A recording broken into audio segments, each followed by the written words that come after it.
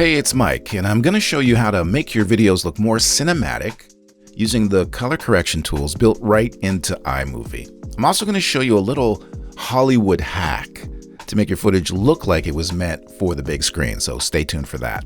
Alright, so here we are in iMovie, and I have this stock footage on the timeline of this very friendly donkey. Now this footage looks like it was shot on a smartphone, just judging by the dynamic range.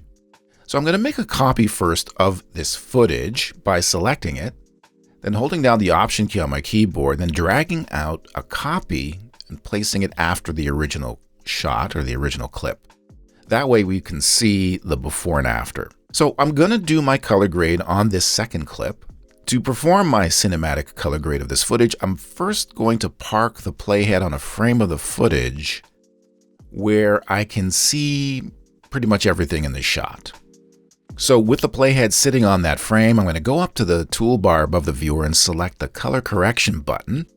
And I get three sets of sliders. So this first slider is for adjusting the brightness and contrast of the selected footage.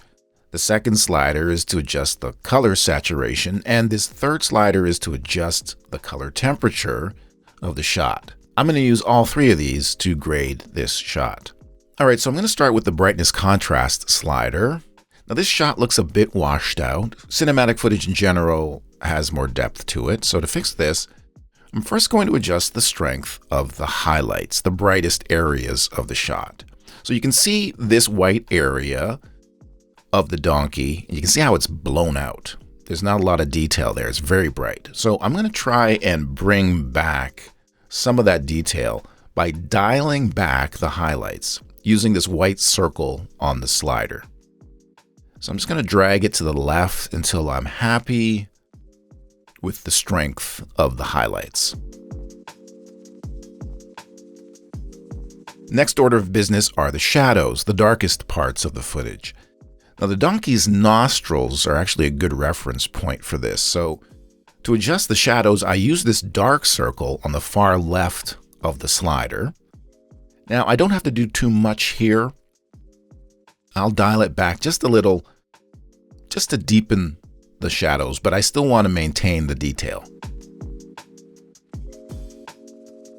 Next, I'm going to adjust the contrast of the shot by dragging on one of these half-moon shaped sliders here.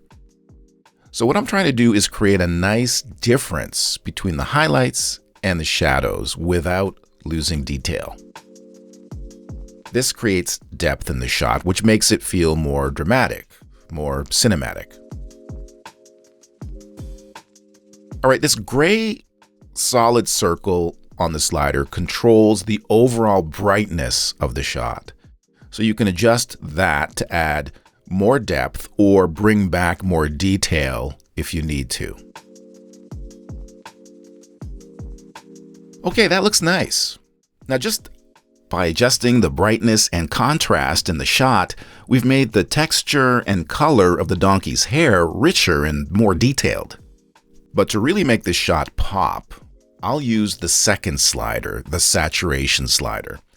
Dragging the little dark circle to the right increases the color saturation. Dragging to the left reduces the saturation. So if you wanted to make the shot monochrome or black and white, just drag the slider all the way to the left. So I'm just going to pump up the colors just a little bit in this shot. In general, when it comes to color grading, a little goes a long way. To adjust the mood of my shot, I'll use this third slider, the temperature slider. So dragging it to the left adds blue into the shot, which gives it a cooler feel, like a sci-fi or thriller movie. Dragging to the right adds yellow, which warms things up, like for a romance or summer blockbuster. Again, a little goes a long way depending on the look and feel you're trying to achieve. So I'm just going to warm up this shot just a touch. And there's my color grade. So let's compare it to the original shot here on the timeline. So here's the original footage. And here's the color graded copy. Okay, the colors look pretty good. But if you really want to sell that cinematic look, there is one final cheat that you can use, and that's adding those cinematic black bars to the top and bottom of the frame that you usually see with films. And you can do that right inside of iMovie without creating and importing an image overlay or anything like that. All right, to make my cinematic crop, I'm going to go up and select my original footage in the media browser. Then I'm going to go over to the toolbar above the viewer and select the cropping tool. And then I'm going to click on this little crop button here. And I get this bounding box I can use to crop the frame. So I'm just going to drag this top handle to crop the top of the frame a little bit. And then I'm going to drag up the bottom handle to crop the bottom of the frame. And you can see as I drag that, it snaps. That tells me that the top and bottom crops are the same size, which I want. I'll hit the blue check mark to apply the crop. And there are my cinematic black bars.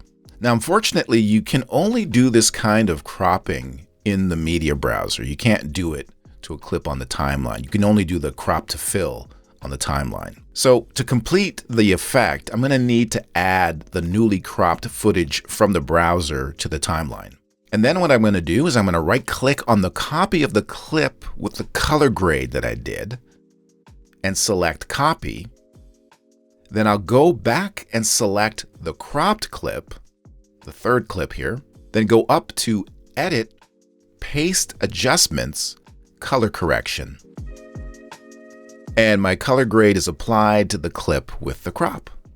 And there's the completed cinematic effect. All right, here's the before shot, the before clip.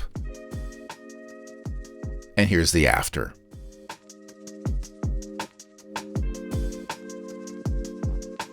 Now, if you want to know how to create even more cinematic effects in iMovie, then you'll definitely want to check out this video right here. And don't forget to like this video and subscribe to the channel for more iMovie tips and tricks, and I'll see you in the next one.